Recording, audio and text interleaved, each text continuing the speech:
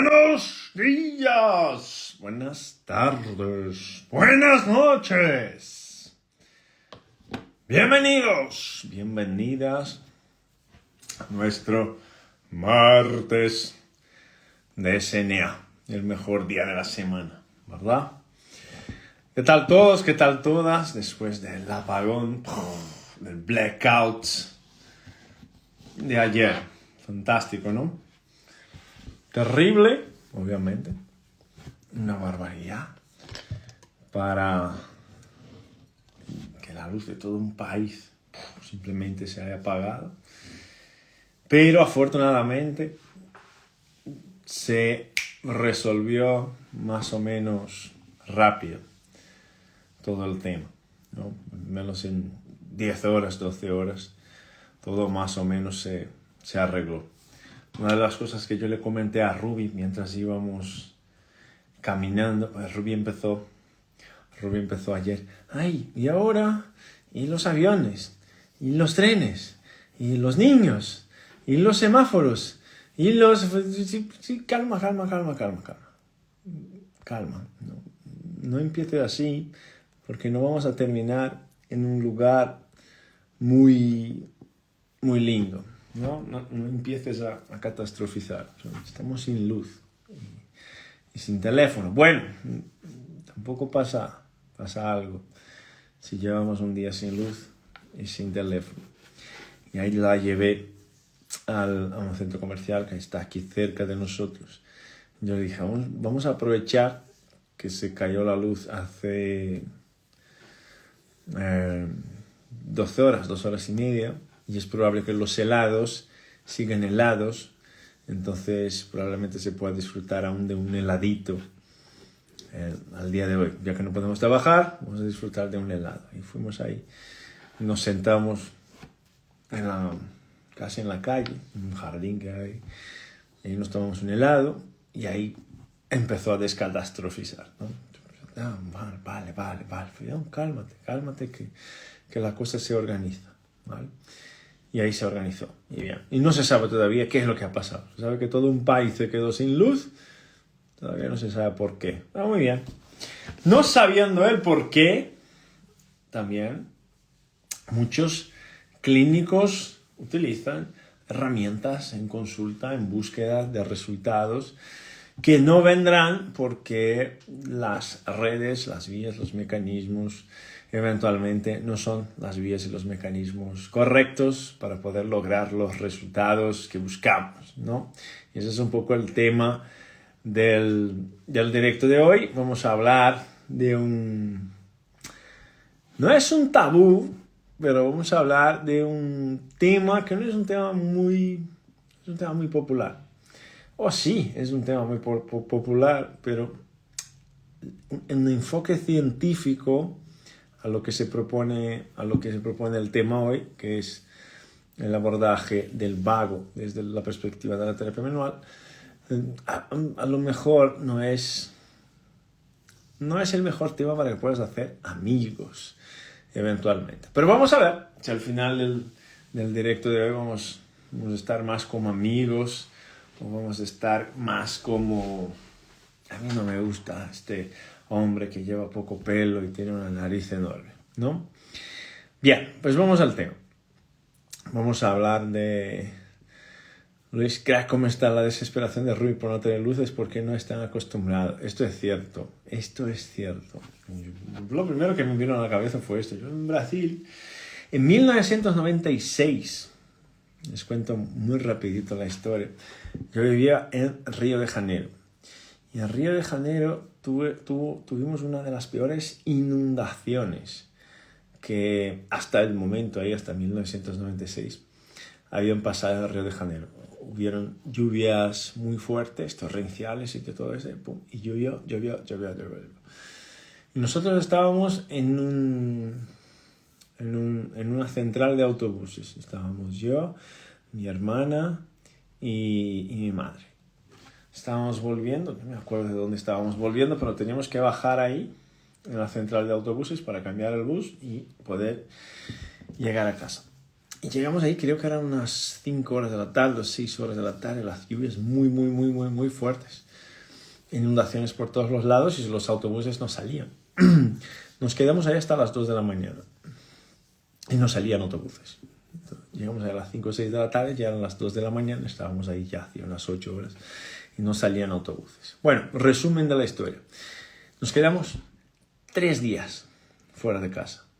3 días fuera de casa.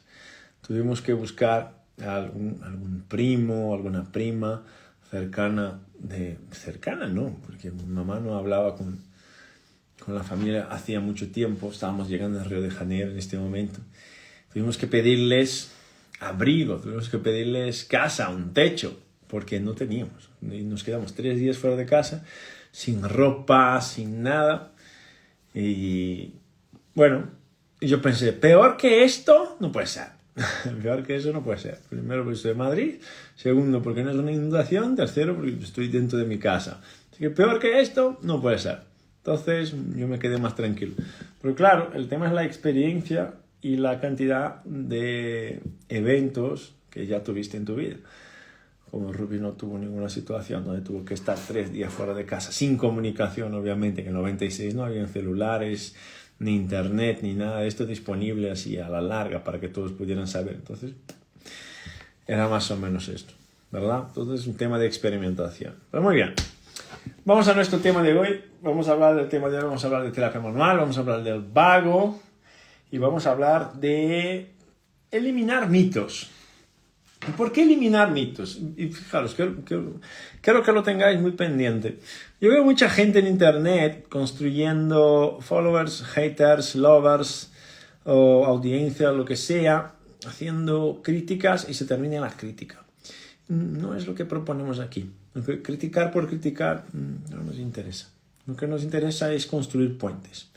Entonces, todo lo que vayamos a hablar hoy, que entiendas como un posible puente al futuro, un puente donde al entender determinados conceptos más neurofisiológicos puedas replantear o repensar algunas prácticas clínicas para poder ayudar más a las personas y poder generar más resultados para tus pacientes, a lo mejor resultados más basados en la evidencia más consolidada que tenemos actualmente, ¿vale? Muy bien, entonces empezamos hablando del tema del vago, ¿ok? Empezamos hablando del vago. Entonces, hemos hecho en la semana pasada, como ya lo sabéis, un evento que se llama la anatomía clínica del nervio vago o anatomía avanzada del nervio vago, dependiendo del momento que sea. Y en estos eventos, la mayor parte de las personas se apunta al evento para buscar cómo puedo activar mi nervio vago. ¿Okay? No es un error que lo busques por esto, pero es un error de razonamiento que vayas a ver un evento para saber cómo activar un nervio. ¿Okay? ¿Cómo se activa un nervio? Siendo el nervio que sea. Puede ser un nervio musculoesquelético, puede ser un nervio visceral, el nervio que sea. ¿Cómo se activa el nervio? Practicando sus funciones. Como yo activo el músculo cutáneo, que es el nervio del bíceps, haciendo movimientos de flexión de codo. ¿Cómo yo puedo activar el vago? Probablemente generando demandas, solicitudes que sean responsabilidad del vago. Entonces, no es muy complicado, ¿no?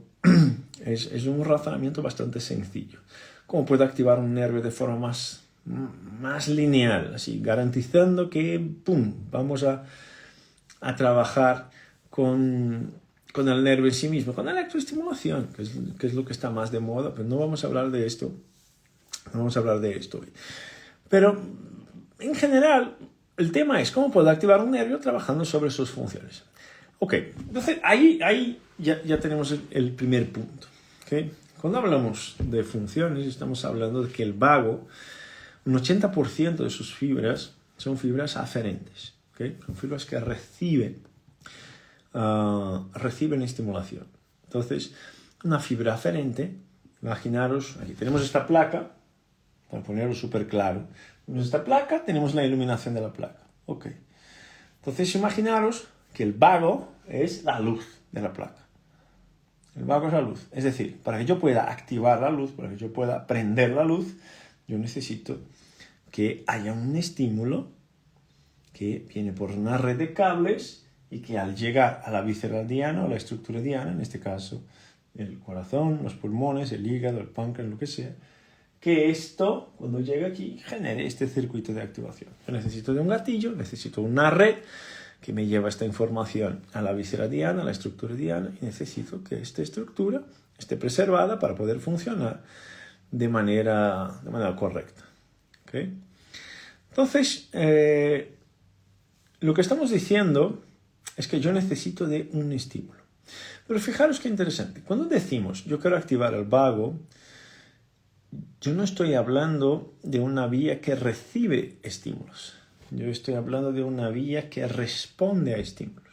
¿Okay? Y este es el primer concepto que tiene que estar muy claro. Cuando estamos hablando de activar el vago, no estamos hablando de una vía que recibe estímulos, sino de una vía que envía estímulos. Es decir, responde a estímulos. Entonces, el primer pensamiento que yo debería tener es, ok, para poder generar una actividad en esta vía que responde, para poder generar una actividad motora en esta vía que me genera el aumento de la actividad parasimpática, yo necesito entender dónde están los posibles campos que reciben estímulos y además de entender dónde están los posibles campos que reciben estímulos, cuáles serían los tipos de estímulos que yo soy capaz de generar en estos campos para poder obtener una respuesta más dirigida a lo que yo quiero como clínico. ¿Okay? Entonces, vamos a pensar así. En el vago hay rutas que suben, que llevan la información al centro, hay rutas que bajan, que traen la información desde el centro a la periferia. ¿Vale? Muy bien. Entonces, la primera pregunta es, ¿puedo activar el vago desde cualquier punto del cuerpo? ¿Qué opináis? ¿Puedo activar el vago desde cualquier punto del cuerpo? Puedo activar el vago desde el tibial, de los tibiales, por ejemplo. Puedo activar el vago desde el pie. Puedo activar el vago desde el cuero cabelludo. ¿Qué opináis? Puedo activar el vago desde cualquier lugar del cuerpo. ¿Sí o no? ¿Qué opináis? Es decir, porque qué pregunta más tonta, ¿no? Fíjate la pregunta. Si yo voy a darme un masajito, a mí me gustan los masajes, ¿okay? Voy a recibir un masaje relajante, ¿okay? Saldré de ahí relajadísimo, o sea, liviano, como si estuviera flotando, ¿okay? Esto significa que se generó una actividad del vago. Significa que estás relajado. Significa que tienes una buena percepción de tu cuerpo. Significa que te sientes bien. Significa que el dolor desapareció. Significa que te sientes más liviano. Pero para poder generar una actividad vagal diferente, más actividad vagal en este contexto, yo tengo que plantearme la pregunta, ¿cuál es la prueba diagnóstica, patrón oro, en la cual yo puedo utilizar en consulta, en clínica, que me dice cuál es el nivel de actividad parasimpática del cuerpo? Y ahí en el nivel parasimpático estamos hablando del vago parasimpático. Entonces el paciente se toma la camilla, le haces un masaje, le haces una terapia manual, le haces unas manipulaciones miofaciales, por ejemplo. El paciente se siente genial. Lo que vamos a ver, si estamos mirando la frecuencia cardíaca, es que esperamos que la frecuencia cardíaca baje. Y ahí la mayor parte de las personas, por ejemplo, ya interpreta esto como si bajó la frecuencia cardíaca es porque subió la actividad vagal. Más o menos. No es una relación directa de bajar la frecuencia cardíaca con aumento de la actividad vagal. En general, yo les digo que la frecuencia cardíaca suele bajar porque ha bajado la carga simpática, pero eso no significa que la carga vagal haya subido, ¿okay? Son cosas diferentes. Entonces, el hecho de que yo reciba un masaje o algo que sea placentero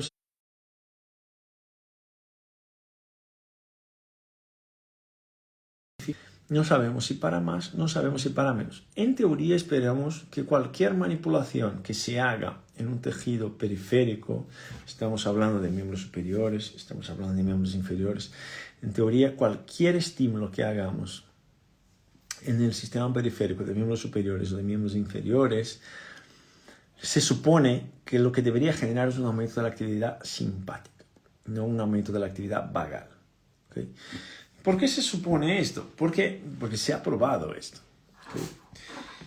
Los estímulos que se generan en la periferia activan vías de regulación, que son vías espinotalámicas, son vías que suben por la médula espinal. ¿Vale?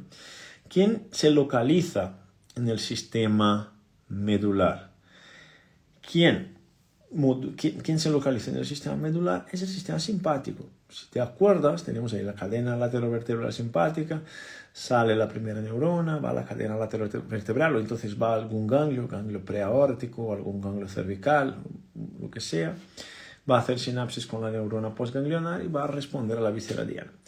Todo el sistema espinal, toda la información que entra por el sistema espinal, primariamente o específicamente por el sistema espinal que venga de la periferia, su tendencia natural es generar un aumento de la actividad simpática, no un aumento de la actividad parasimpática, aunque el paciente esté súper relajado.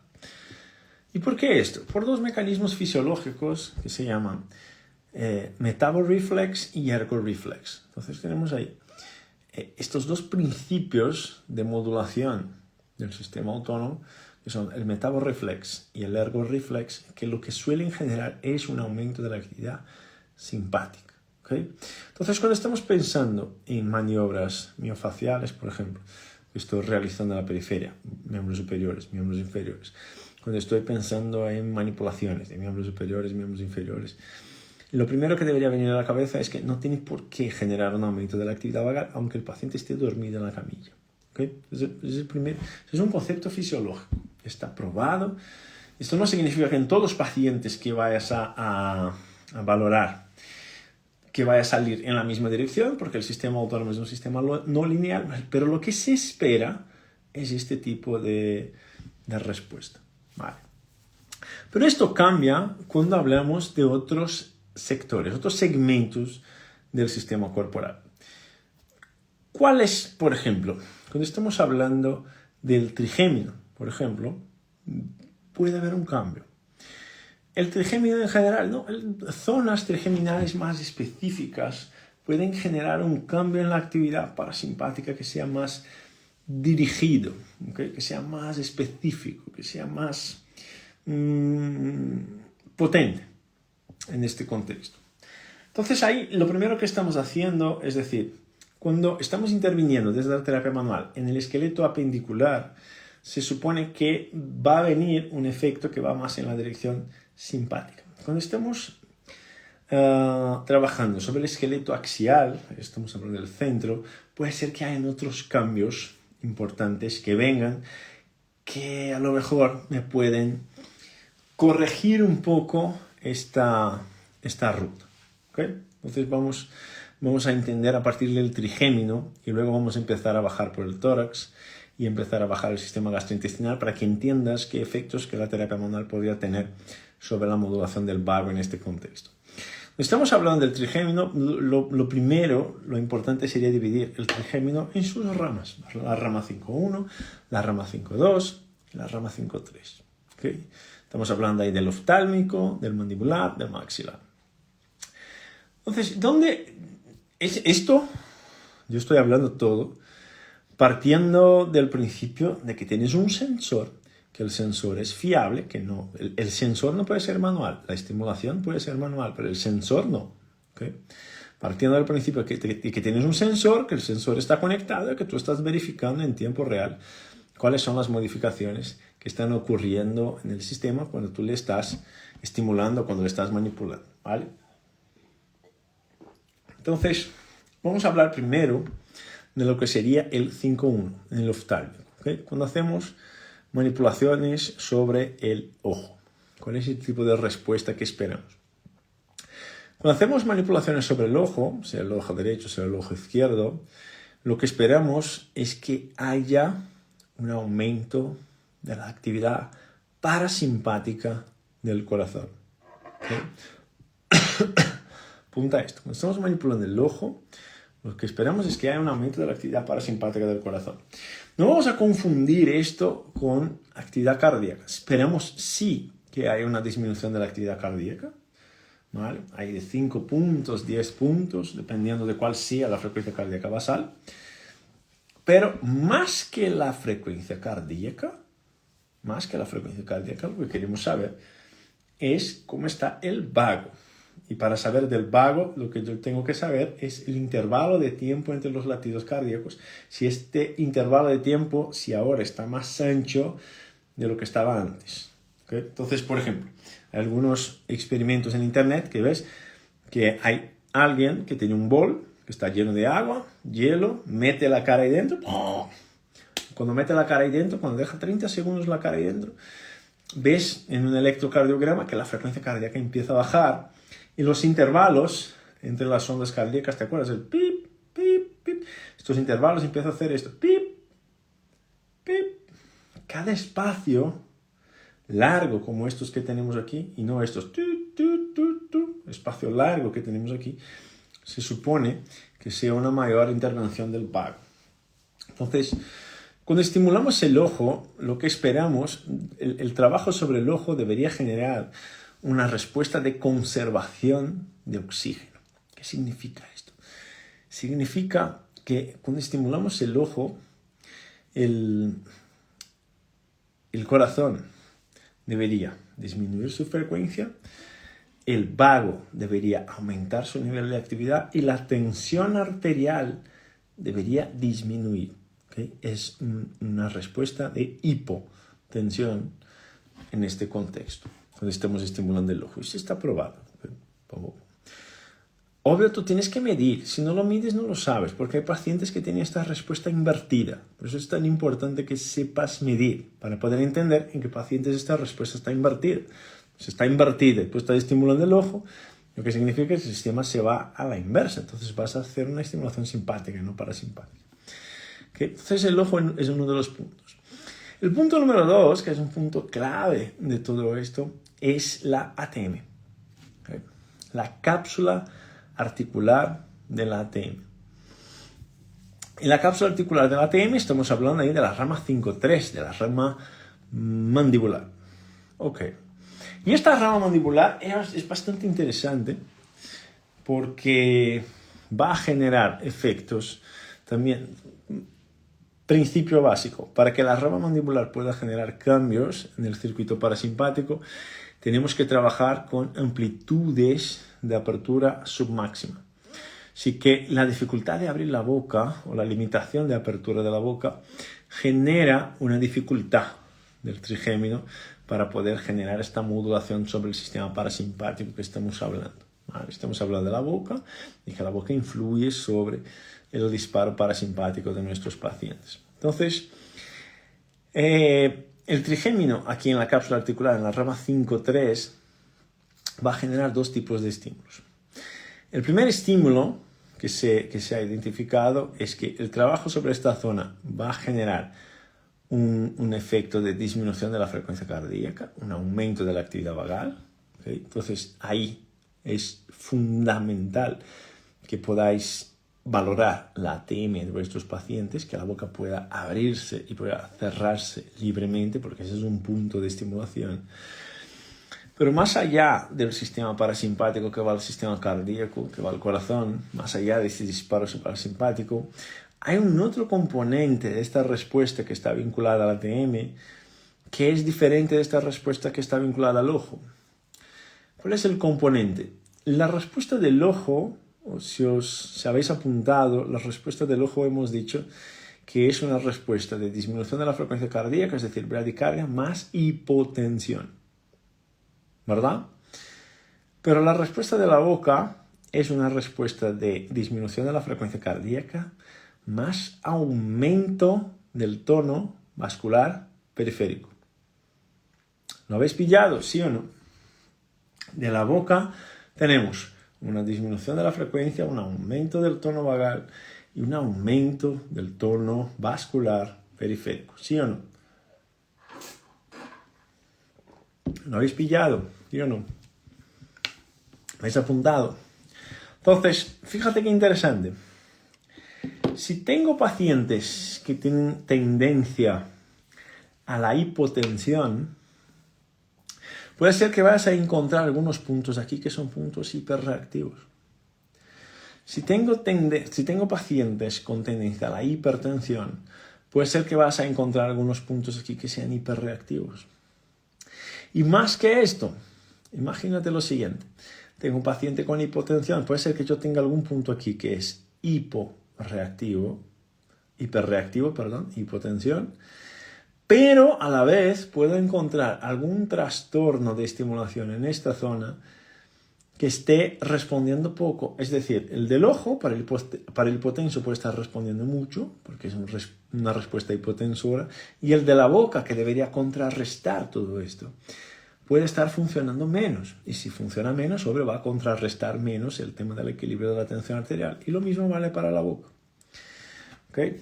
Entonces, ahí ya tenemos dos puntos clave que tienes que tenerlos mapeados cuando estemos hablando de estimulación manual para el sistema autónomo. El ojo es un punto, la boca es otro punto. Estamos hablando del ojo. Bueno, obvio, el equilibrio de los músculos oculomotores es algo importante de probarlo. La integridad de las funciones del ATM es algo importante de probarlo. Si hay boca seca, si hay gingivitis, si hay periodontitis, si hay bruxismo, son componentes importantes de conocer para saber si estos elementos pueden estar influyendo directamente sobre la regulación del tono vagal de tu paciente. ¿Okay? Entonces ahí estamos hablando de campos trigeminales. Hay los campos de la nariz que podríamos hablar, que pueden estar vinculados al 5-2, pero esto los dejamos para algún otro momento. Pero habrían campos en la nariz también que podríamos estimular que pueden generar este cambio en la respuesta vagal. Y fijaros qué interesante, estamos hablando del trigémino en este contexto, pero esta estimulación trigeminal lo vais a encontrar ahí en YouTube, en nuestro canal, lo vais a encontrar. Esta estimulación trigeminal no solamente va a generar cambios en la actividad del vago, que está aquí, del parasimpático vagal, sino que también va a generar cambios en la actividad vasomotora periférica, como hemos dicho antes. Si estamos hablando de control vasomotor periférico, estamos hablando de actividad simpática que va a la periferia, ¿ok? Si quieres controlar la actividad simpática que va a la periferia, si tienes un paciente que tiene aumento de la resistencia vascular periférica, por ejemplo, el trigémino es un aliado tuyo.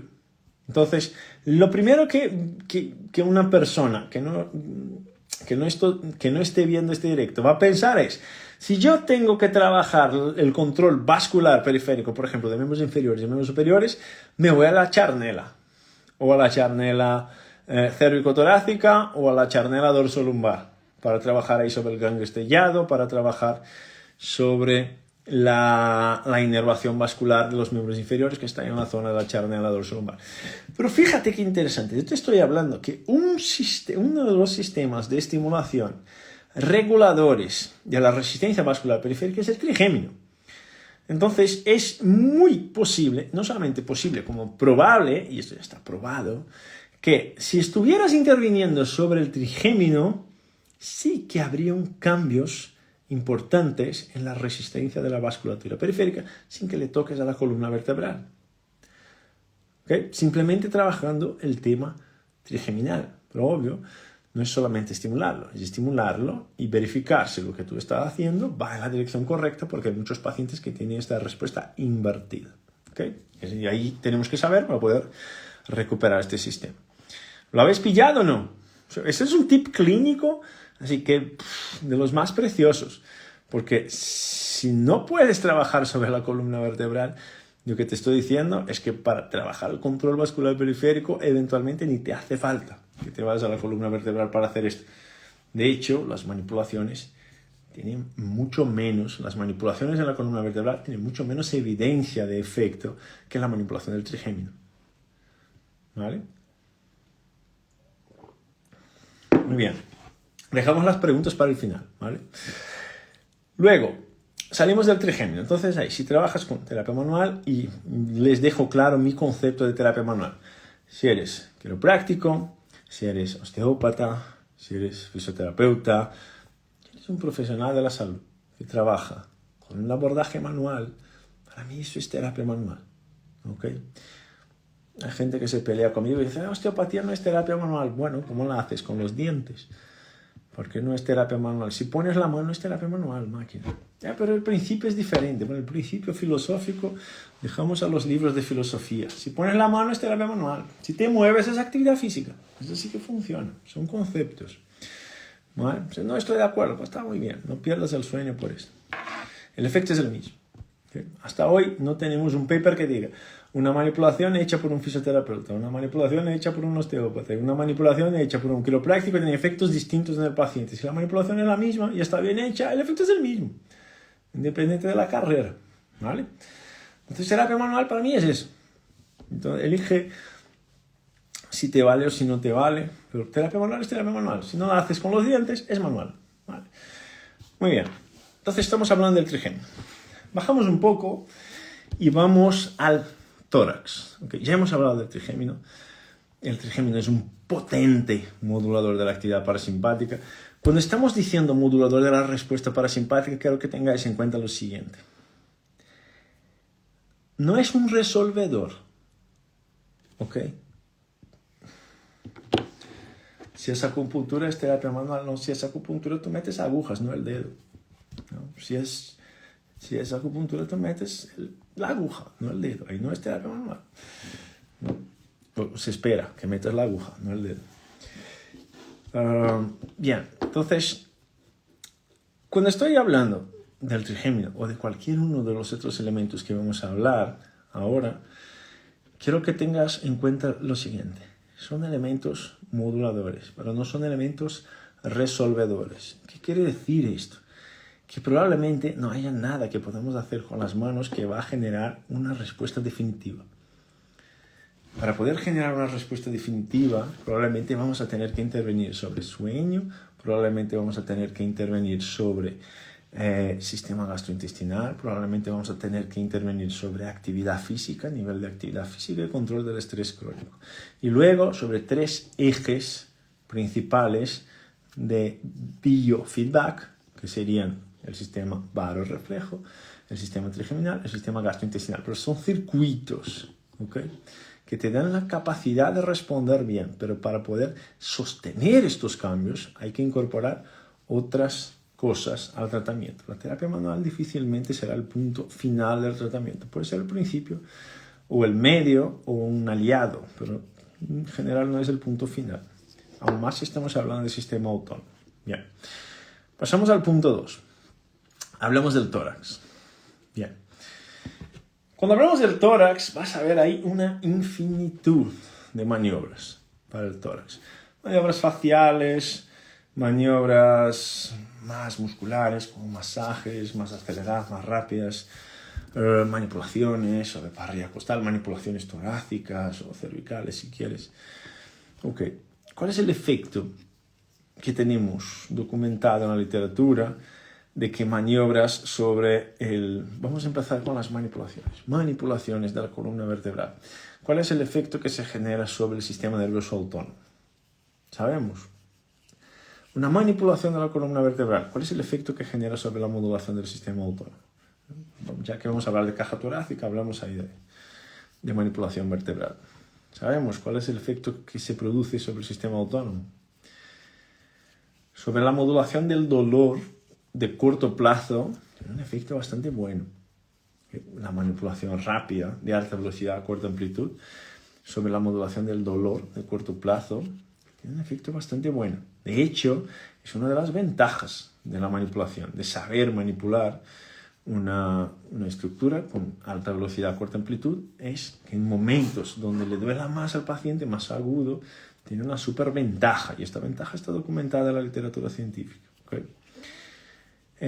Pero modulación sobre el sistema autónomo, lo que tenemos hasta hoy es que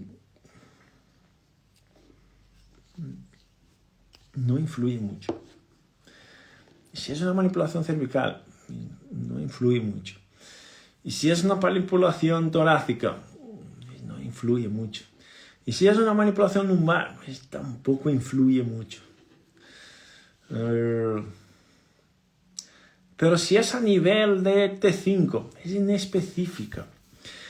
Y ahí es importante que tengamos en cuenta que la terapia manual es inespecífica. Los efectos de la terapia manual son inespecíficos. Esto le cuesta un montón a muchas personas entender, pero les cuesta un montonazo a muchas personas entender que son efectos inespecíficos. Fíjate, cuando un compañero me dice, el paciente me llega con un dolor lumbar al nivel de, no sé, L3, L4. Ok. Entonces yo veo aquí que hay una posterioridad a la derecha, una anterioridad, o no sé qué, una superioridad. No sé. ¿Cuál es la importancia de la palpación para hacer una manipulación? Para saber cuál es el sitio correcto a manipular. ¿Cuál es la importancia que tiene? Los efectos de la terapia manual son inespecíficos, totalmente inespecíficos, Erika. ¿Cuál es la importancia que tiene saber cuál es el sitio que voy a manipular? Para la modulación del dolor, vamos, empezamos por lo más fácil. Para la modulación del dolor, ¿cuál es la importancia que tiene? De 0 a 10, ¿cuál es la importancia que tiene? Dale una nota, vamos, anímate. Vamos, máquinas. ¿Cuál es la importancia que tiene saber cuál es el sitio que voy a manipular? Ninguna. ¿Verdad? Ninguna. ¿Cuál es la importancia que tiene ser específico en la manipulación? Ninguna. Ninguna importancia. 0, como dijo Victoria. 0. 0, 0, 0. Entonces, fíjate, qué interesante. Si es 0 la importancia que tiene el sitio que voy a manipular, si voy a manipular a la derecha o a la izquierda o arriba o abajo, esto significa que es un estímulo inespecífico. Es decir, hay un fundamento que tienes que respetar. Si estamos hablando de vía medular y quieres generar una modulación descendente, lo que tienes que hacer es un estímulo. ¡Pum! Es un estímulo que obedezca a los fundamentos que estamos diciendo. Es decir, tiene que ser rápido, de corta amplitud. Es una manipulación. Ok. Si la haces en las torácicas o si la haces en las lumbares, el efecto es el mismo. El efecto es el mismo, ya está probado. Peor que esto. O mejor que esto, dependiendo de la perspectiva. Si cruje o no cruje, también no importa. Si hay sonido de que crujió o si no hay, el efecto es el mismo. Eso también está investigado. Yo me acuerdo ahora del tiempo que yo hacía exámenes, que mis profes decían, no, es que tienes que ser muy específico, muy criterioso a la hora de elegir si vas a manipular a la derecha, si vas a manipular a la izquierda, si vas a manipular arriba, abajo, no sé qué, y si no cruje es que no vale. El nivel no importa y si cruje o si no cruje tampoco importa para la inhibición del dolor. Bueno, dicho esto, seguimos avanzando, porque eso ya está documentado en la literatura.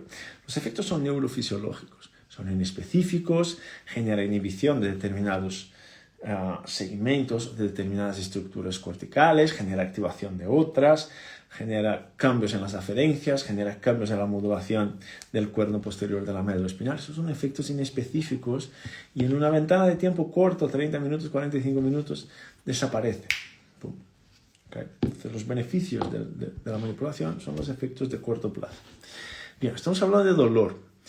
Ahora, para poder generar modulación del dolor es fantástico, porque genera modulación del dolor, disminuye el dolor. Si al paciente le gusta aún más si al paciente le gustan las manipulaciones, reduce aún más el dolor de este paciente. ¿Okay?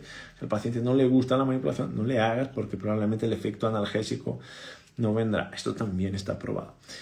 Entonces, en este contexto de dolor, ok, lo tenemos claro. Ahora, imagínate lo siguiente. Ahí estamos hablando de un sistema endógeno. ¿Ok? Solo importa el input sobre el tejido. Eso es lo que importa, el input sobre el tejido. que es lo que podemos controlar al fin y al cabo. Y ahí estamos hablando de modulación del dolor, que es algo más sencillo. Ahora, para poder medir el vago, yo tengo que medir la información que va a la rama cardíaca. Entonces, el vago se mide a través de la rama parasimpática que va al sistema cardíaco. ¿Qué estamos diciendo entonces? Estamos diciendo que para poder medir la actividad vagal con los métodos conocidos que tenemos hoy, los gold standard, tenemos que probar la rama vagal, la rama parasimpática, para ser más específico, que va al sistema cardíaco. Es decir, estamos probando estímulos que podamos generar en la periferia que vayan a afectar directamente a la actividad cardíaca. ¿Ok? Es así de importante lo que estamos probando. Entonces imagínate que no puede ser cualquier toque, cualquier contacto que vayamos a utilizar que me vaya a generar cambios en la actividad cardíaca. Estamos hablando del corazón, es una estructura prioridad 1. Es una estructura que es responsable por la preservación de la vida. Imagínate si cada toque que le damos a una persona le generara problemas en la modulación o en la regulación del sistema cardíaco. ¿Okay?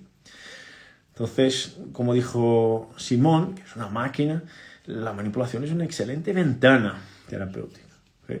Pero no es la respuesta final del tratamiento. Entonces, ¿qué tenemos documentado hoy de manipulaciones que producen cambios en la actividad parasimpática que va al sistema cardíaco? Los mejores estudios que tenemos documentados nos dicen lo siguiente. Hay efectos, todavía no son efectos específicos y no somos capaces de decir si son simpáticos o parasimpáticos. Ok. Entonces, si no somos capaces de decir si los efectos son simpáticos o si son parasimpáticos, los efectos están principalmente sobre la frecuencia cardíaca, ¿okay? Sobre la variabilidad de la frecuencia, que sería la actividad vagal en sí mismo. Los artículos que valen la pena leer no producen ningún tipo de cambio. La mayor parte de los artículos dice que cambia algo en la frecuencia cardíaca. Pero para cambiar la frecuencia cardíaca, fíjate, podemos cambiar la frecuencia cardíaca de dos formas. O subiendo la actividad parasimpática o disminuyendo la actividad simpática. El hecho de que yo disminuya la actividad simpática no significa que he subido la actividad parasimpática. ¿Okay? Para activar el vago yo tengo que subir el parasimpático. Entonces la frecuencia cardíaca no me vale. Entonces los estudios que tenemos que nos hablan de que la manipulación puede generar un efecto autonómico y nos dice porque disminuye la frecuencia cardíaca, estos estudios son inespecíficos, otra vez. No pueden decir si es por un aumento de la actividad parasimpática o si es por una disminución de la actividad simpática, porque cuando van a medir la actividad parasimpática no hay cambios. No hay cambios. Entonces, las manipulaciones para poder generar esta modulación del sistema nervioso autónomo no valen. Ok. Entonces, ¿qué es lo que vale de verdad para nosotros como terapia manual? Vamos al tórax. Cuando vamos al tórax, aquí en el ojo lo que estábamos probando eran estímulos trigeminales en el ojo. Aquí en la boca lo que estamos probando son estímulos trigeminales que van al ATM, que dependen de la apertura submáxima. Cuando vamos al tórax, los estímulos que nos importan son estímulos que sean capaces de generar cambios de volumen y cambios de presión. Cambios de volumen y cambios de presión, otra vez. ¿Por qué cambios de volumen y cambios de presión? Cualquier estímulo que vayas a utilizar aquí tiene que ser un estímulo suficiente, potente lo suficiente para generar cambios de volumen o cambios de presión. ¿Presión qué? Volumen qué? Intratorácico, ¿vale? De sangre intratorácico, de presión intratorácica. ¿Por qué? Porque los receptores que tenemos aquí dentro son receptores que llamamos de baroreceptores, que son receptores de volumen-presión. Entonces, si le das un masajito, si le tocas la mano, si le haces la magia de las fases, ¿no? Le tocas aquí, yo voy bajando el ascensor. Estoy recordándome de mis días de alumno.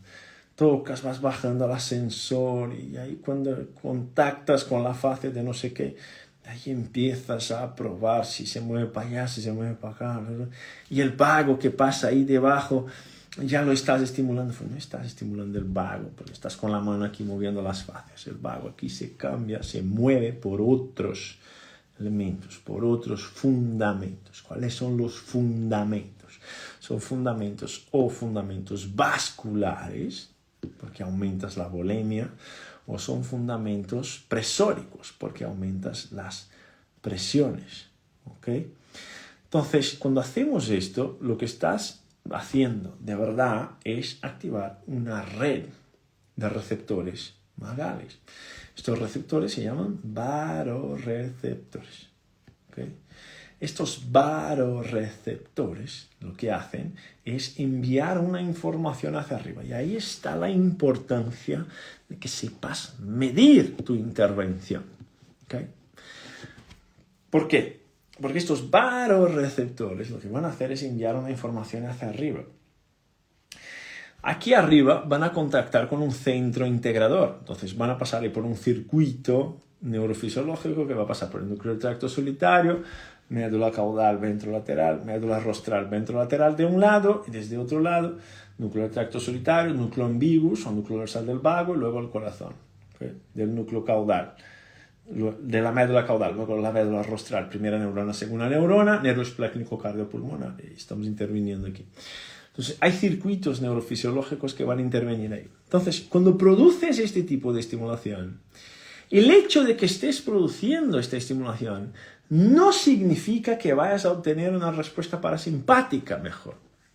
Fíjate la importancia de medir.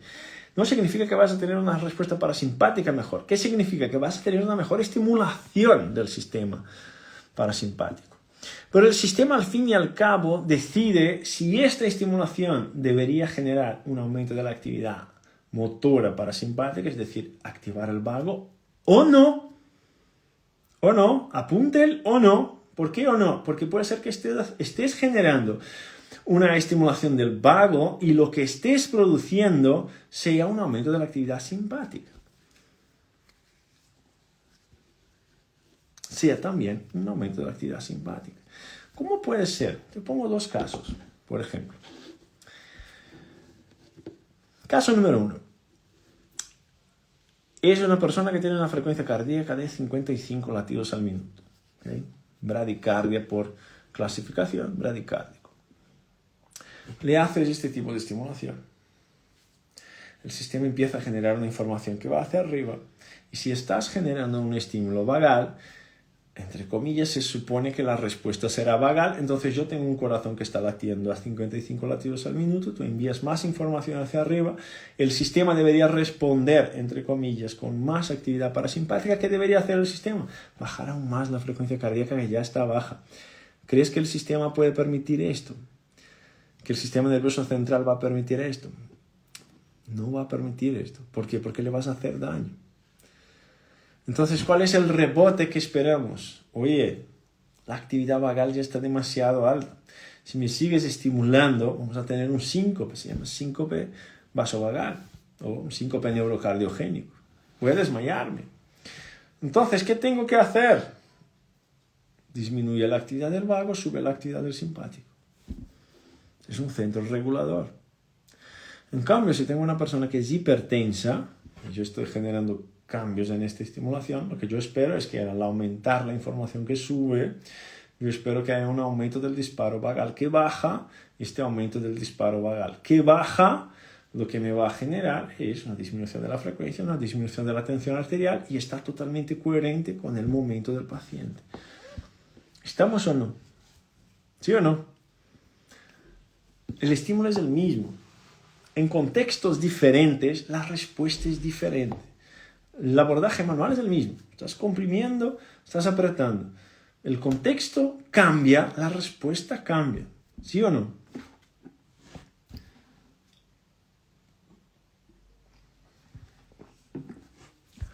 ¿Habéis entendido? Si el contexto cambia, la respuesta cambia. ¿Sí o no? Ahí está Papá Gonzaga. Papá Gonzaga cumple años hoy, así que si podéis felicitarle a Papá Gonzaga. Felicidades, Papá Gonzaga. Ahora cuando termine el directo te llamaré otra vez. ¿Ok? Felicidades a Papá Gonzaga. ¿Habéis entendido? Si cambiamos el contexto, cambiamos la respuesta. Porque es un sistema no lineal. Entonces, lo importante con la terapia manual no es tanto el estímulo. Lo importante es que sepas medir la respuesta. y sepas entender la respuesta que el cuerpo te está ofreciendo. Porque sí, es posible trabajar con terapia manual y generar modulación del sistema autónomo, pero necesitas entender la respuesta. Para esto tienes que medirla. ¿Ves ahí, Papá Gonzaga? Eres muy querido. Papá Gonzaga, qué grande. Muchísimas gracias. Entonces, lo principal para poder trabajar con terapia manual es que puedas medir el output, la respuesta. Aún más si estamos trabajando con pacientes que han tenido una historia de abuso, una historia de acoso, una historia de trauma, porque ahí el contacto somático puede ser un potente generador de estrés. Ahí tienes que medirlo aún más. Luis, ¿y puedo hacer esta misma modulación pidiéndole al paciente alguna función? Yo te recomendaría que lo hicieras. ¿Cómo? Si pongo la mano aquí, ¿qué le pido? Pídele que respire ampliamente. ¿Okay? Pídele que respire ampliamente. Porque la respiración lo que va a generar es justo la estimulación de este circuito de estimulación. ¿Okay? Y al generar la estimulación de este circuito de estimulación, lo que suele producir la respiración lenta es una mejora de la actividad parasimpática. Ahora fijaros qué interesante. Siempre que yo le pido a un paciente que haga una respiración lenta, la respuesta será parasimpática. No, no es siempre. De hecho, en pacientes crónicos la respuesta no suele ser una respuesta parasimpática. Entonces, fíjate qué interesante, porque lo que más tenemos actualmente son pacientes buscando una respuesta. ¿Cuál es la respuesta? Luis, yo quiero saber cómo se activa mi vago. No quieren saber cómo está su vago para saber si tienen que activarlo o no, pero quieren saber cómo se activa su vago. Ok. Y entonces, lo que más se encuentra en Internet, ¿qué es? Prácticas de respiración. Ok. Estas prácticas de respiración que se utiliza para poder generar una mejor modulación parasimpática, de hecho, sirven para esto, funcionan para esto, pero suelen funcionar mucho mejor cuando yo no tengo condiciones crónicas, enfermedades crónicas, patologías crónicas. ¿Por qué? Porque cuando hay problemas crónicos, lo que suele pasar es que el circuito de estimulación está modificado. Entonces, el sensor que yo tengo ya no es un sensor tan eficiente en generar información cuanto es un sensor de una persona que no tiene una comorbilidad, una afectación. ¿Okay? Entonces, ¿qué pasa? Este sensor en pacientes crónicos suele estar modificado, suele estar alterado. En pacientes con bruxismo, aquí tenemos nuestra odontóloga SNA, en pacientes con bruxismo, pacientes con dolor orofacial, pacientes con dolor crónico, con migrañas, suele estar modificado el sensor. ¿Y qué suele pasar en estos pacientes? Que es lo que los alumnos más identifican probablemente en consulta. Que tú le pides un ritmo respiratorio parasimpático y la respuesta que te sale, porque estás midiendo, no es una respuesta parasimpática, sino al revés. Es una respuesta simpática. Es decir,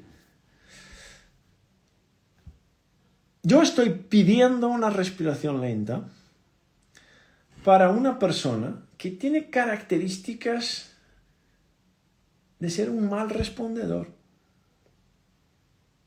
No es porque quieres responder mal, es porque el sistema responde de forma modificada. Le estoy dando una terapia, una recomendación para una persona que necesita de un abordaje un poco más fino, de una orientación un poco más fina. ¿Y qué se suele utilizar? Justo esto, la respiración lenta para todos, como si fuera la salvación de la cosecha, como si fuera la salvación del mundo. Y resulta que para muchos no funciona como debería funcionar. ¿Por qué no funciona como debería funcionar? Porque el sistema está modificado. Entonces, Luis, ¿qué deberíamos estar pendientes ahí? De cómo puedo volver a reorganizar el sistema. ¿Cómo puedo volver a reorganizar el sistema? Eventualmente será desde la terapia manual, pero eventualmente no. Entonces, yo puedo utilizar una técnica manual en el tórax asociada también a la respiración para generar una buena respuesta. Puedo, pero tengo que medirla. ¿Por qué? Porque en algunos no saldrá de esta forma y ahí tendrás que corregir esto. Alexandra dijo, total, a mí en la respiración lenta me baja la actividad vagal, ¿veis? Ok, entonces en el tórax tendríamos que trabajar con maniobras manuales, no de toque, sino de cambios de volumen y presión. Y en el abdomen.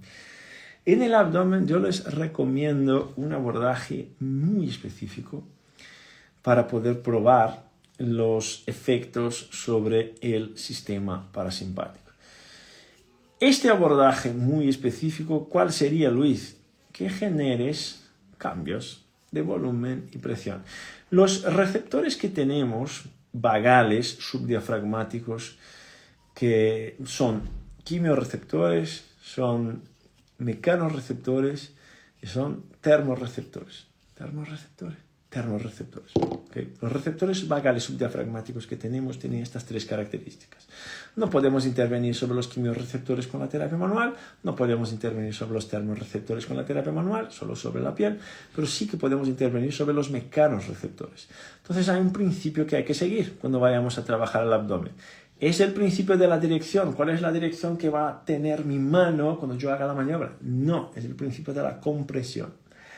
Entonces yo tengo que comprimir y luego que tengo que, manteniendo la compresión, que estirar la mano en diferentes direcciones para generar estimulación de estos campos receptores vagales subdiafragmáticos que están principalmente sobre la primera porción del duodeno, estómago y primera porción del duodeno, ¿vale? Entonces ahí cuando quieras probar estímulos abdominales para saber si genera modulación de la respuesta vagal, lo que tienes que hacer es, además de ponerte el sensor para ver cuál es el cambio que está generando y si va en la dirección correcta, los estímulos tienen que respetar presión.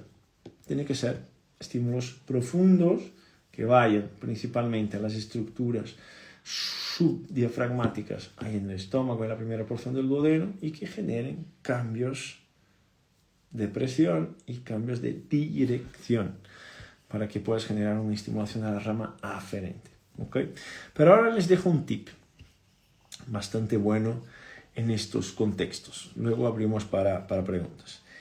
Yo les recomendaría, de hecho lo hacemos en la formación, en nuestra formación, yo te recomendaría intervenir directamente sobre el hipocondrio derecho con maniobras que fueran maniobras más potentes en un sentido de cambios de volumen. Entonces, maniobras aquí en esta zona que compriman la zona del hígado y que ayuden al vaciado del hígado. El vaciado del hígado le ayudamos principalmente en la fase inspiratoria.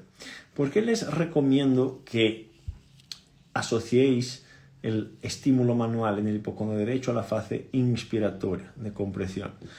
Porque es el momento que se vacía el hígado y que vas a drenar más sangre en dirección al corazón. Te recuerdas que los receptores que están en el circuito cardíaco son receptores de presión y volumen. Cuando va más sangre en dirección al corazón, es el momento que tenemos una mejor estimulación de los receptores vagales cardíacos para poder generar una modulación vagal más efectiva. ¿Okay? Entonces, si tienes ahí una idea más o menos de los mecanismos que utilizas para tratar tus pacientes, abordando el sistema trigeminal y midiendo, abordando el sistema torácico y midiendo, y abordando el sistema gastrointestinal y midiendo, puedes tener una idea de los efectos de la terapia manual sobre el sistema nervioso autónomo. ¿Okay? Eso es imprescindible. Y midiendo, si no lo mides, no lo sabes. Te lo imaginas, te lo planteas, pero no lo sabes. ¿Okay? Manipulación, ¿alguna me vale para el sistema autónomo? Que tengamos documentadas, ninguna.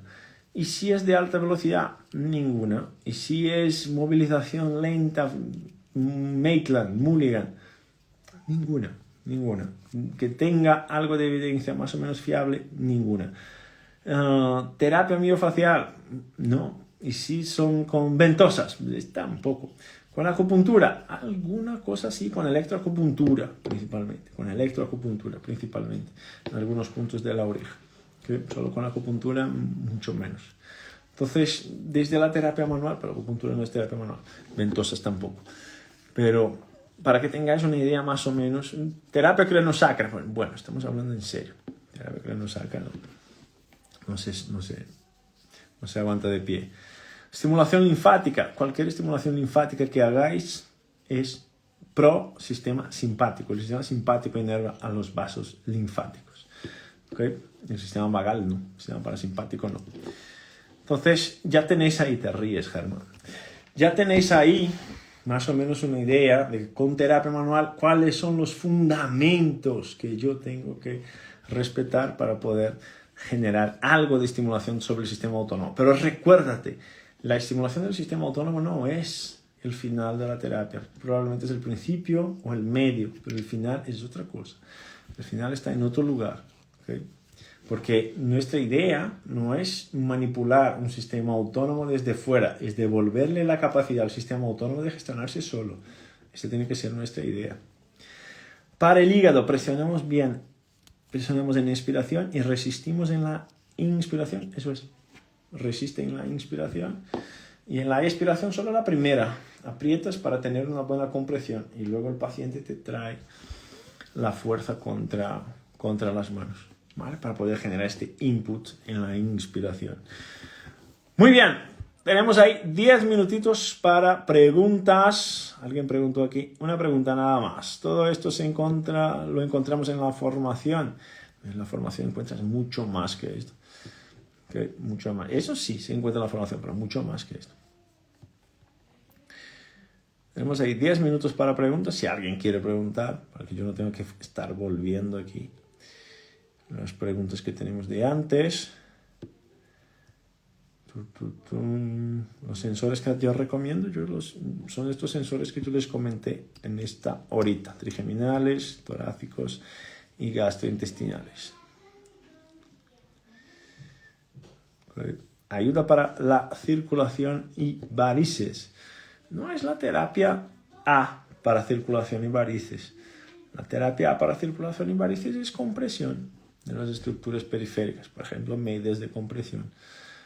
Si es un problema diabético, un problema de regulación de la glucosa, hay ayuda. Igual no es la terapia A, pero es una terapia asistente en este proceso. Pero para circulación y varices sería compresiones periféricas. ¿Okay? ¿Cómo liberar emociones? Pues yo no tengo ni idea. Luceralba. Soy cantante y a veces influye en la disfonia. No tengo ni idea. Yo haría PNL para eso. Yo hice PNL y ahí la gente liberó bastantes emociones. Programación neurolingüística. ¿Con qué nombre aparecen en la formación? Está en el módulo 5. Todo esto. En un sistema invertido, ¿cómo sensibilizar los receptores? Si es falta de química, en la respuesta. Sensibilizar los receptores, hay que entender cuál es el receptor que quiere sensibilizar. Si es un sensor baro, por ejemplo, con actividad física lo haces. Con un hand grip puedes hacerlo, aumentando el consumo de agua, de sal, puedes hacerlo, depende del contexto. El tiempo de estimulación en el abdomen importa porque si te quedas por mucho tiempo estimulando, el sistema empieza a invertir la respuesta porque empieza a estresarse demasiado. Pero esto tú lo vas acompañando mientras vas estimulando, porque ahí te das cuenta cuando el sistema empieza a saturarse.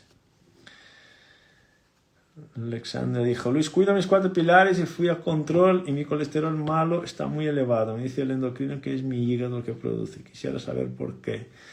Necesitaría de más contexto, Alexandra, y conocer los valores. Sin valores es complicado. ¿Qué se debe tener la respuesta invertida?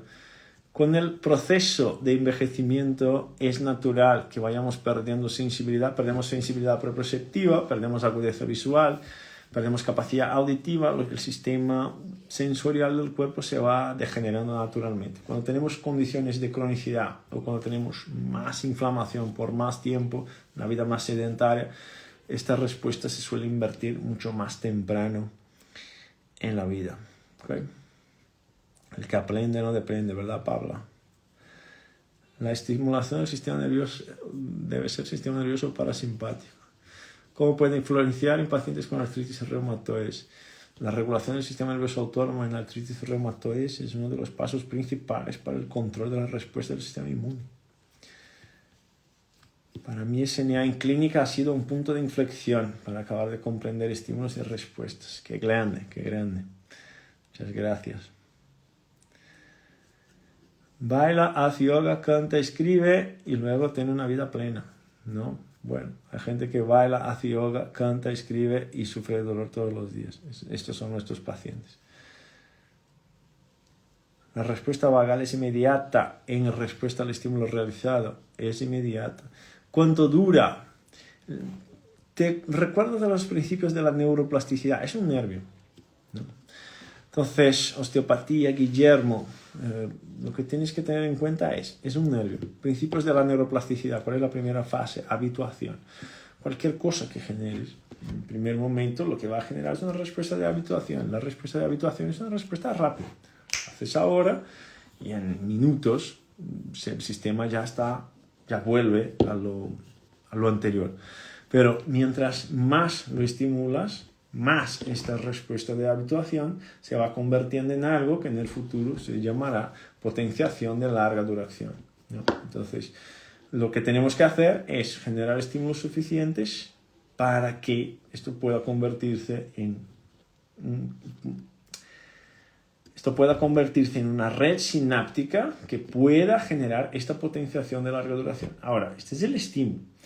Luego tienes que pensar, ¿qué tengo que ofrecer al sistema para que este estímulo esté sostenido sin que esta persona tenga que intervenir de forma constante?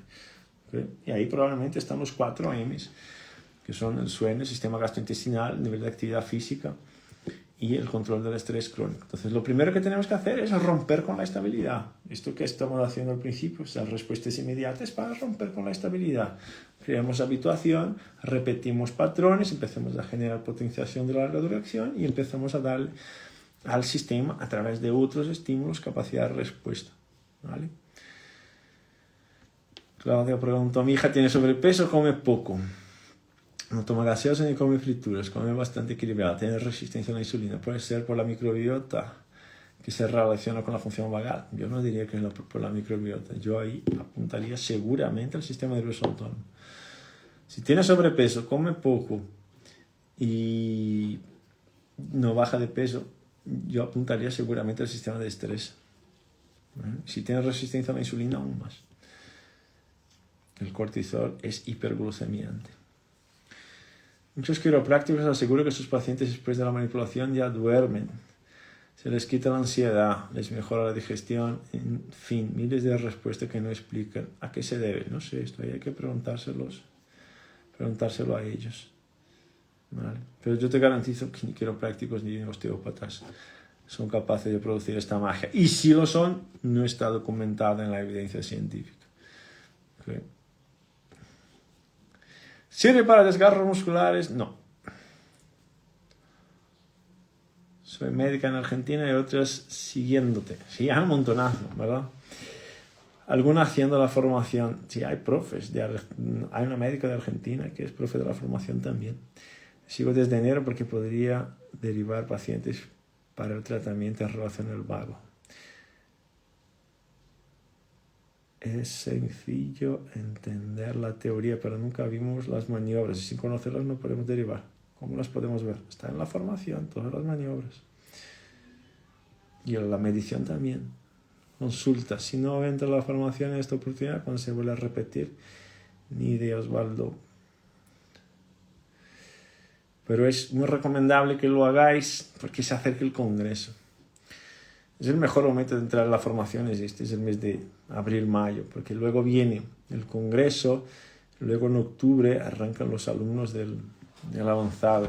Es el mejor momento para entrar en la formación. En el congreso vamos a ver temas de mitocondrios, temas del suelo pélvico, temas de post-COVID, longevidad, dolor crónico, microbiota, eje gut-brain, de odontología SNA. Es el momento que la cosa está más fresca en tu cabeza y avanza más rápido con todo. Los grupos de mayo siempre tienen una ventaja. Si con un paciente crónico se detecta que la respiración lenta estimula la respuesta simpática, ¿se podría intentar emitir la respuesta indicando lo que haga una respiración rápida? No, el principio no es esto. El principio es entender por qué una respiración lenta que debería generar una respuesta parasimpática está generando una respuesta simpática. Y intervenir sobre este criterio, sobre este elemento que está generando el cambio. Es lo que llamamos de agujero de la lata. No es cambiar la respuesta, es cambiar la pregunta. Entonces lo que tenemos que hacer es entender la pregunta. Una persona que sufre de ansiedad y se le oscurece la vista como respuesta, ¿se podría estimular el sensor de los ojos? No tiene por qué. Probablemente tiene mucho más que ver con el sensor torácico. Que el sensor torácico es el que va a enviar sangre a la cabeza. Incluso en Brasil, no sé si lo habéis visto, probablemente no.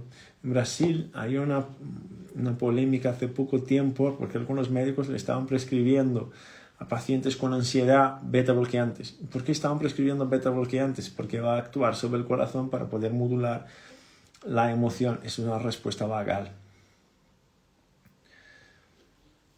La última explicación de la respiración se me ha colgado, no lo he oído, me ha quedado en la presión del flanco derecho. Luego lo ves grabado. Philip, ¿qué tal máquina? ¿Existe respuesta invertida en personas jóvenes que no tienen cronicidad y son activas? Hay también. ¿Qué otras condiciones podemos aumentar riesgo de respuesta invertida? Philip, cuando hay el cuestionario de eventos adversos en la infancia, no sé si te suena, cuando hay más de 3 puntos en este cuestionario de eventos adversos en la infancia, ahí ya es bastante probable que vas a encontrar respuestas invertidas. Niños con TDAH, vas a encontrar probablemente respuestas invertidas, niños con sobrepeso, tal vez con trastornos de aprendizaje, obviamente las condiciones neurológicas todas. ¿Vale? ¿Qué recomienda para el bruxismo y neuralgia? Un buen clínico. ¿Cuándo presencial en Chile? Ya hice el enseño online. Roberto, Cristian Vargas me dijo, vamos a hacer uno para el segundo semestre.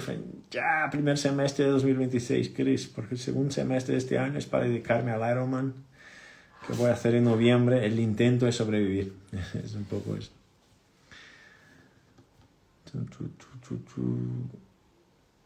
Nos vemos en mayo en Colombia, doctora Sandra Valencia Becerra.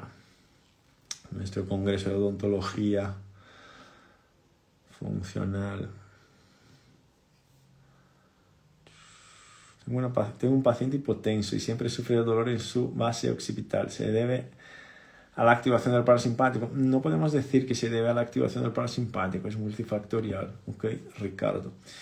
Lo que sabemos es que pacientes hipotensos tienen una tolerancia al dolor más baja que pacientes que tienen una tendencia a la hipertensión.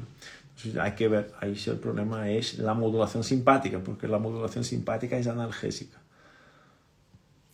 ¿Qué se puede hacer para el dolor de cabeza? El paciente se mandó a hacer todos los estudios y no sale ninguna alteración. Medir e identificar cuál es la dirección de la alteración.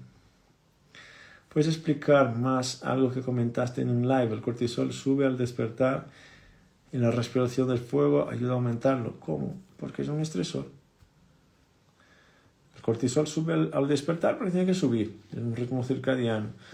Y ahí todo lo que sea activación en este momento, por la mañana, lo que va a producir es más estrés. Eso lo que es un estrés bueno.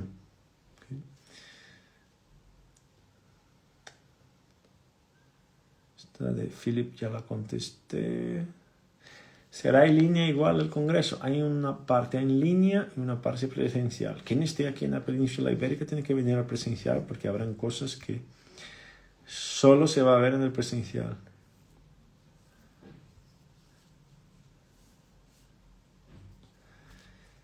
Patricia dijo, soy paciente en América y esta formación que tiene el doctor que me trata me devolvió la vida. Qué bueno, qué buena noticia, espectacular, felicidades. ¿Por qué se ponen los dientes amarillos a un bebé de 3 años? Pues ni idea. Pregúntaselo a la doctora Sandra Valencia Becerra, que seguramente sabrá. Llevo desde 2022 sufriendo de desmayos, empecé después de infección de COVID. Tengo disautonomía y POTS. Necesitamos un buen clínico para ti, María. Solo teniendo esto claro podemos aprovechar al 100% el congreso. Teniendo esto claro lo aprovecháis al 200%. ¿Qué hago con los calambres musculares del tórax? Pues ni idea, hay que valorarlo. En el congreso también se tratará o se hablará del paciente con Parkinson. Ese es un caso que vamos a llevar a un congreso de medicina funcional en San Diego, y ahí este mismo caso, que es de una alumna nuestra, se lo vamos a poner también en el congreso para que veáis ahí los efectos sobre la marcha, que son espectaculares, los efectos de la modulación sobre la marcha, son fantásticos. Y sobre el temblor de reposo, que son fantásticos. Que vamos a llevar al congreso de Estados Unidos y luego ya podremos divulgar los resultados, porque ya está. Muy bien, me pasé del tiempo, tengo que llamarle a papi, que papi está de cumple. Espero que os haya valido. Entonces, efectos de la terapia manual no son específicos. La manipulación en general no influye directamente sobre la modulación del SNA. El congreso será en Zaragoza, España. Siempre muy claro y coherente. Es un placer escuchar, Luis. Muchas gracias por compartir conocimientos de caída. A ti, máquina, por la batalla, por la paciencia, ¿no? Es así que hacemos el cambio. El futuro es funcional, al fin y al cabo. Si seguimos martillando en un momento la información entra, ¿verdad? Bueno, tengo que llamarle a papá. Sábado, primera clase del nuevo grupo del SNA integrativo. Y luego, si tenéis alguna duda de la formación, de algo que podamos ayudarles en un contexto de profesionales de la salud, enviarnos, que nuestro soporte es el mejor soporte del mundo, les ayuda en cualquier cosa, ¿vale? Cualquier cosa que necesitéis. Y es una formación de transformación, eso es lo que hablamos. No puedes cambiar los resultados si sigues con las mismas prácticas. La más dificultad que tenemos es que la gente quiere nuevos conocimientos para hacer las prácticas viejas, y ahí no funciona. Nuestra idea es cambiar prácticas, razonamiento, personas, profesionales, para poder cambiar la calidad de todo lo que se hace, ¿okay? Y llevar mejores resultados a nuestros pacientes. Le pregunto a los pacientes si han vacunado COVID. Es una de las principales preguntas que hacemos. Martínez dijo, la formación contigo es un cambio en la vida nuestra y de los pacientes. Qué bueno, qué bueno. Fantástico. Muy bien. Todo se queda grabado, ¿vale? Nos esperamos sábado. Si quieres más informaciones, escribe aquí SNA. Te enviamos las informaciones para que puedas sumarte y ya participar del congreso que vendrá ahí en julio, que será un antes y después, el Congreso de Salud Neurofuncional. Y ahí vamos a desarrollar juntos la mirada del águila, ¿vale? Y cazar nuestras cebritas, cazadores de cebras. Cuidaros mucho, nos vemos pronto. Les dejo un abrazo a todos, un abrazo a todas. ¡Chao, chatos! Ahora llamar a papá Gonzaga.